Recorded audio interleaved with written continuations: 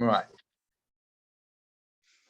Hi guys, welcome back. I'm happy to be joined by Rylan Charlton today. Obviously, a guy I've seen on Matchroom Shows a lot recently in the last, year and a half, 2 years. So I'm very honoured to have him on this video with me today and just talking boxing and talking about where his career is and where it's going. So we'll just jump in. How about Christmas and New Year? Did you have a nice break? Were you in the gym or have you had a nice time to reset? Yeah, I had a bit of time off actually after my last fight. So yeah, it was nice just to relax and chill out and plan the next moves. And now next moves for me is probably I've got a fight potentially on the 11th of March on a small hall show. So I'm going back to small hall since I lost my last two. So I need to build my way up again.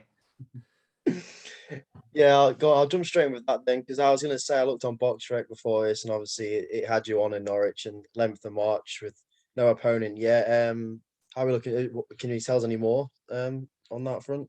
Yeah, it's just going to be a small hall show in my home city. I've never boxed in my home city before, so it will be good, and I can get all my fans there, which will be nice.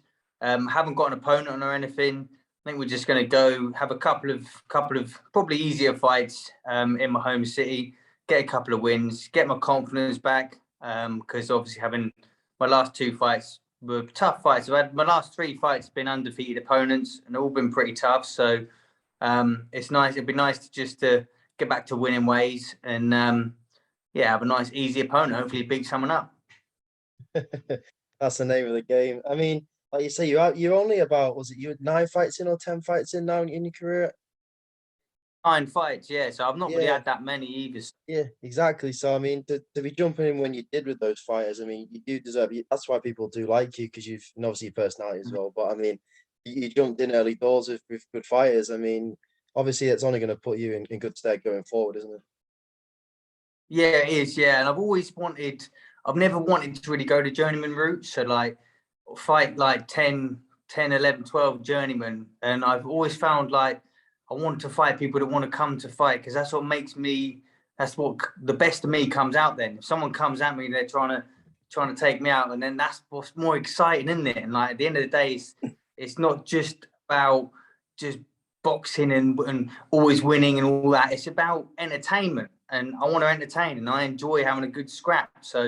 So yeah, it'll be nice to have some easier fights, but as soon as I've had a couple of small hall shows and got my confidence back in the ring, I want to jump straight back into a big fight for sure. I mean, when you say big fights, is that looking for, potential British and English titles down the line? I mean, obviously Luke Willis is going on to those sort of fights now. I mean, if you're looking to build your confidence back up and then hopefully jump in with perhaps an eliminator near it to the end of the year, and then obviously you can get those bigger fights that you want. Yeah, for sure. Like I want to have a good couple of wins, and then maybe, like I said, the end of this year, I'd like to jump into a decent fight. If an eliminator, that'd be brilliant, or straight in for a title. Why not? Just jump straight in now. I'm well up for it. So obviously I got to talk about it. I was there on the night in Liverpool when you lost to Luke Willis. I mean, you dropped down in weight. I mean, coming down, I don't know how many pounds it was exactly, but was it perhaps a big bridge to get over that gap with, in terms of the weight in one fight, really?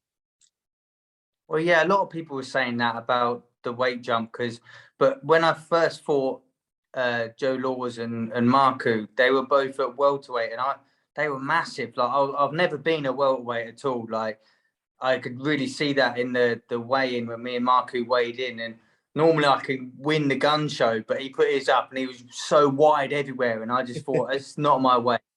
And when I dieted to get down to lightweight, it wasn't really much of a struggle. Like I made the weight pretty easy. So I think lightweight is definitely the way that I will stick at.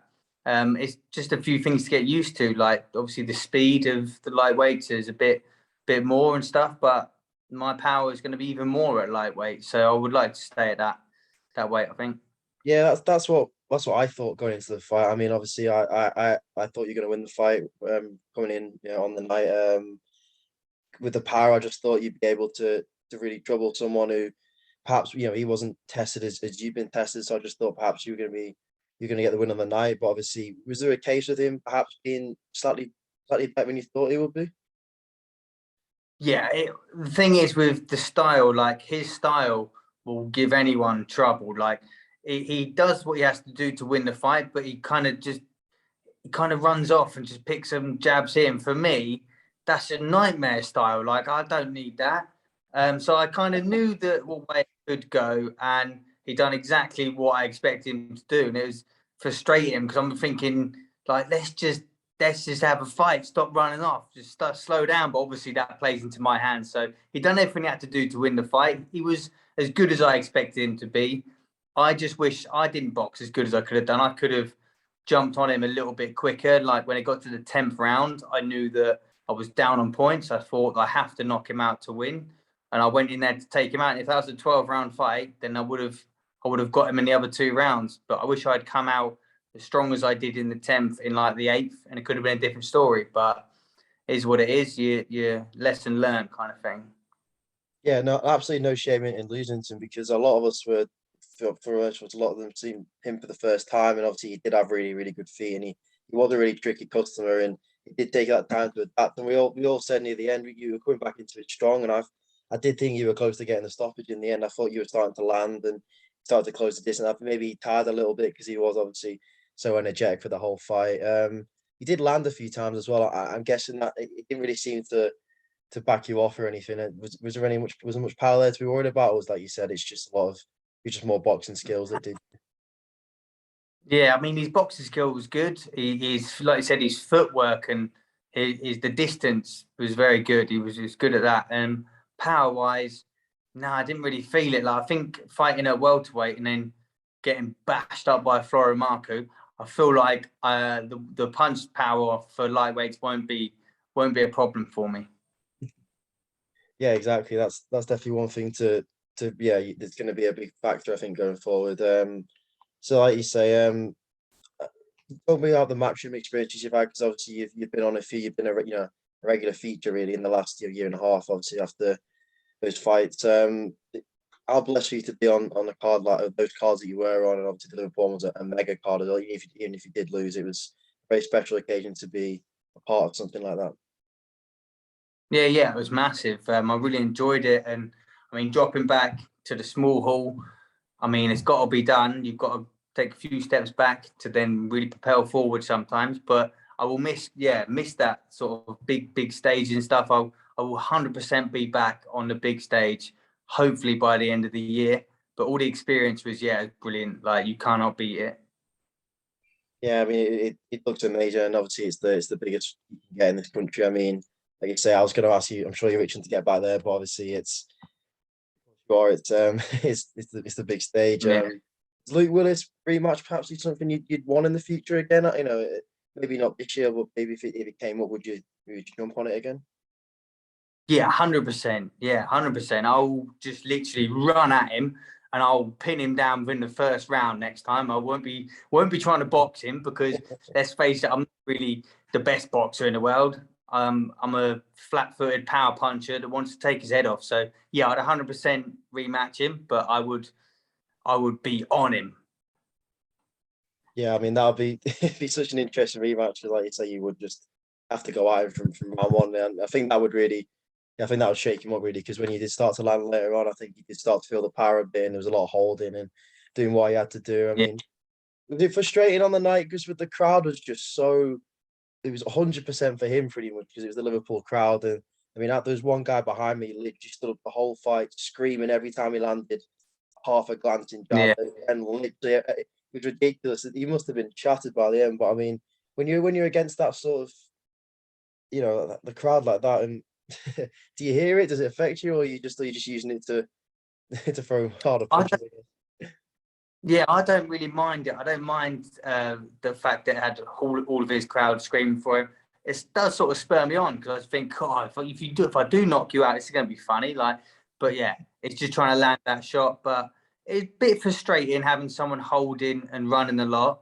But he has to wax his boxing style. That's what he had to do to win the fight. But it's what it is. Sure. So where you at right now? Are you in camp, or you just keeping it ticking over until you get something confirmed? So yeah, March the 11th is pretty much confirmed. It's just trying to find me an opponent. So yeah, I will pretty much in camp now. I'm training part-time at the minute because I haven't finished work yet. So we're not in full camp swing of camp yet, but we will be within the next couple of weeks. Yeah. How does it work with when you start to train full time? How does it work with you? Are you full time now, or is it still part time? Yeah, still part-time boxing. I mean, I would love to go full-time boxing, but I need the big fights and the big paydays to be able to do that. So I work with my brother, so it's quite handy. I could just tell him that I need a bit of time off for this fight, and yeah, he'll just let me have it off. So it's all pretty cushy, good little setup. But yeah, one day I'd love to be proper full-time and earning the big bucks. Yeah, I'm sure that's where you need to get back into big fights. And obviously, the journey starts, March 11th. Just looking at like the top 10, of the box rate rankings for lightweights. I mean, you're looking at the names ahead of them. Obviously, Luke Willis is 9, but then you've got people like Paul Highland Jr. in 7th, Gavin Gwynn in 5th, Ryan Walsh 4th. Are these sort of names that you feel you're not too far off in terms of beating? Experience-wise, they may have a bit more experience than me. But I'd happily fight the lot of them. Be entertaining and be fun. So I don't really feel like, I mean, they've probably got more ring experience. I mean, like you said, I've only had like nine pro fights, so I've got a hell of a lot more to learn. But I'd happily step in there with any of them, really.